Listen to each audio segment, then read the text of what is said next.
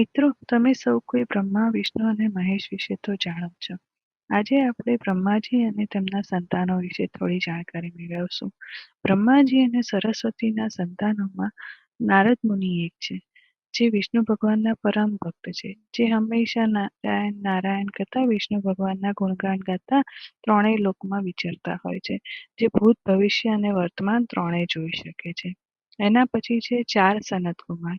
ચારે સનત કુમાર હંમેશા જ્ઞાન મેળવતા અને વહેંચતા રહે છે, તેના કારણે તે બાળ સ્વરૂપમાં દેખાડવામાં આવે છે.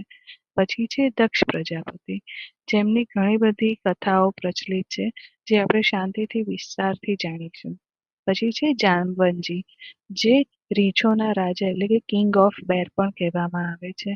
પછી છે મનુ અને શત્રુપા, જે પૃથ્વી પરનું પહેલું જોડું કહેવામાં આવે છે, જેને આપણે એડમ અને ઈવ તરીકે બી ઓળખીએ છીએ. અને સપ્તઋષિ.